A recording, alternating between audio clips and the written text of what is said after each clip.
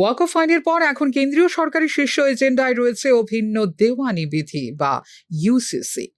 সংসদের উভয় কক্ষে ওয়াকফ বিলের প্রতি প্রাপ্ত সমর্থনের প্রেক্ষিতে অভিন্ন দেওয়ানি বিধি লাগু করার কাজ এগিয়ে নেওয়ার সিদ্ধান্ত নিয়েছে কেন্দ্রীয় সরকার।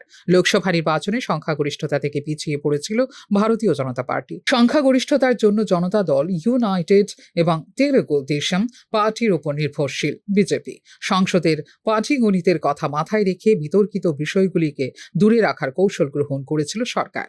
তবে জেডিইউ এবং টিডিপি ছাড়াও ওয়াকফ বিল পাসের ক্ষেত্রে ওয়াইএসআরসিপি এবং বিজেডির মতো দলগুলির সমর্থন পেয়েছে বিজেপি।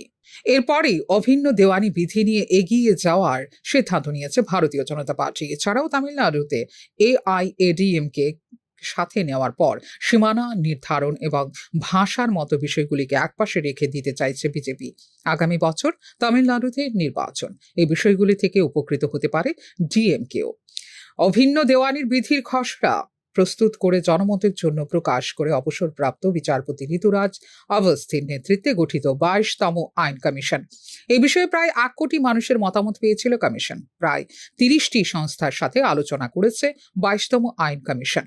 কিন্তু কমিশনের মেয়াদ শেষ হওয়ার সাথে সাথে স্থগিত রাখা হয় অভিন্ন দেওয়ানি বিধির চূড়ান্ত খসড়া তৈরির কাজ। তবে এবার ইউসিসিকে এগিয়ে নিয়ে যাওয়ার জন্য পুনরায় সক্রিয় করা হচ্ছে আইন কমিশনকে। 23তম আইন কমিশনের বিজ্ঞপ্তি জারি করা হয়েছিল 2রা সেপ্টেম্বর 2024-এ।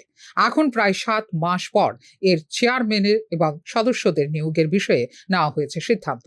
2023 সালের মে মাসে সুপ্রিম কোর্ট থেকে অবসরপ্রাপ্ত বিচারপতি দীনেশ মহেশ্বরীকে করা হবে কমিশনের চেয়ারম্যান।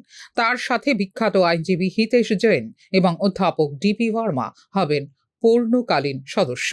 তাদের নিয়োগের বিজ্ঞপ্তি এই সপ্তাহে জারি করা হবে বলে নিজস্ব প্রতিবেদনে উল্লেখ করেছে বিভিন্ন জাতীয় সংবাদ মাধ্যমগুলো। ইউসিসি বাস্তবায়নকারী প্রথম রাজ্য হয়ে উঠেছে উত্তরাখণ্ড।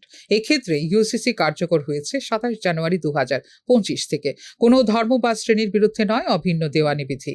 এর উদ্দেশ্য কাউকে টার্গেট করা নয়, সবাইকে সমান অধিকার দিতে হবে বলে দাবি করেছে বিজেপি। ইউসিসি বাস্তবায়নের সাথে সাথে হালালা, বহু বিবাহ এবং 3 তালাক নিষিদ্ধ হয়ে যাবে সম্পূর্ণরূপে। Pure Report, News Now.